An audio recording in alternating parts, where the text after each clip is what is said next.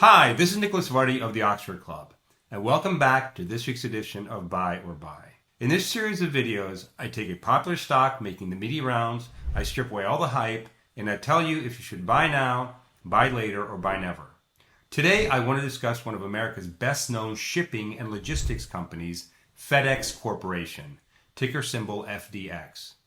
You may recall that FedEx was a stock market darling in 2020 and 2021 as it benefited from the sharp growth in e-commerce and a rebound in business-to-business deliveries following the pandemic. In fact, I've discussed FedEx before, recommending it as a swing trade back in April 2021, after which it gained almost 6% in just 7 days. Now today, it's hard to find good news about any stock in this very tough market. Yet FedEx itself remains a shining light of green in the sea of red losing stocks. FedEx announced an increase in its quarterly dividend as well as an executive board shakeup with activist investor D.E. Shaw & Company. As a result, analysts are also increasing their earnings expectations for FedEx in Q4 of 2022. All this makes it sound like FedEx is a safe haven stock for investors. But here's the conundrum. Are FedEx's gains already priced into the stock? Are you too late to the game, like some FedEx packages? Or should you wait for the next dip to buy FedEx? Should you buy now before this week's earnings announcements, betting that the stock will rally on better than expected earnings? With that, let me set out the bull case for FedEx. First, the FedEx of today is laser focused on generating shareholder value.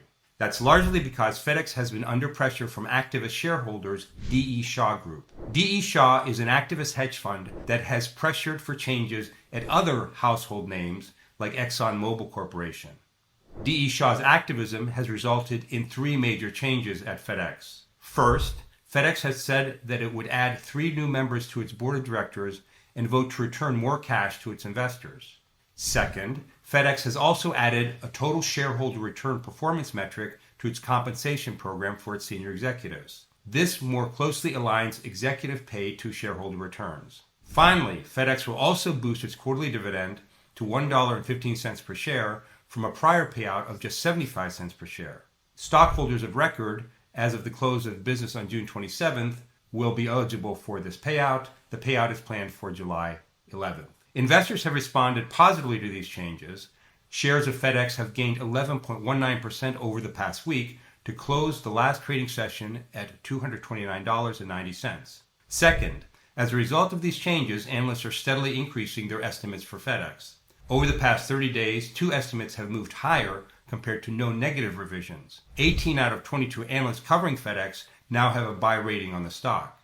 Based on analyst consensus price targets of an average of $298.30, FedEx has an upside of roughly 30% from its current price of $229.90. Third, FedEx is cheap. The stock is trading at a forward PE ratio of just 11.74, which is significantly below the company's median of 13.8 over the prior 5 years. And it's nowhere near the 2020 highs of 23.8. In addition, FedEx's PE reflects a 42% discount to the S&P's forward earnings multiple of 18.6.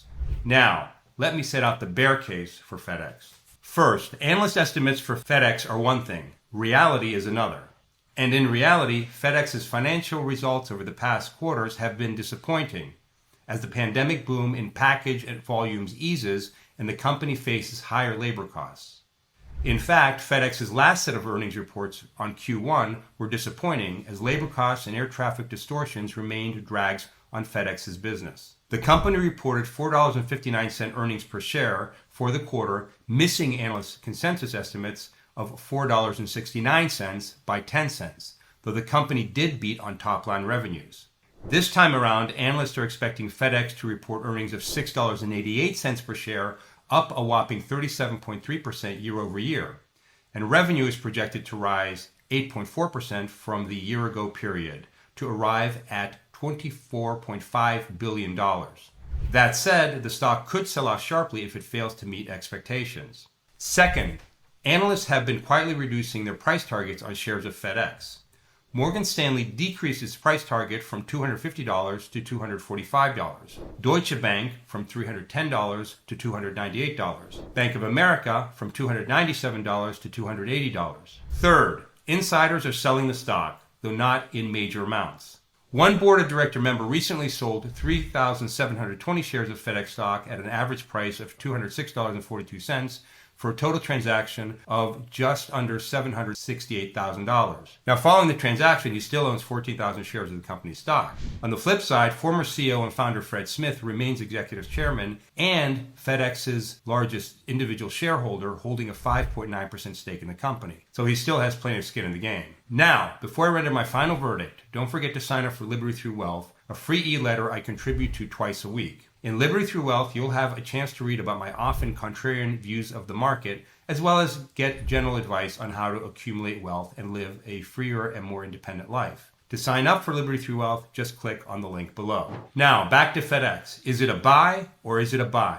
Now, the upside for the stock include FedEx's activist investor-inspired laser focus on maximizing shareholder value, steadily increasing analyst estimates, and the stock's valuation, which suggests as much as a 30% upside in the price of the stock. The downside for the stock is the threat of disappointing financial results, decreasing analyst price targets, and some insider selling of the stock. So what's my final verdict? I believe that FedEx is a buy, as in B-U-Y, particularly for long-term investors who are willing to ride out the short-term ups and downs of the current challenging stock market. To summarize, FedEx is a leading logistical company. It plays a crucial role in keeping the world's supply chains operating smoothly, and the shift toward e-commerce means that it is benefiting from a compelling long-term megatrend. In addition, activist investor D.E. Shaw will work hard to ensure that FedEx does all the right things to maximize shareholder returns. And you, as a small investor, will benefit from these efforts as well. Now, I hope you enjoyed this episode of Buy or Buy. If so, please hit the like button below.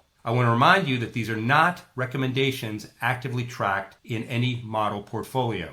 If you want to follow any of my buys or sells, size your position accordingly, set a trailing stop, and never bet more than what you can afford to lose. Thanks for watching, and I'll see you next time on Buy or Buy.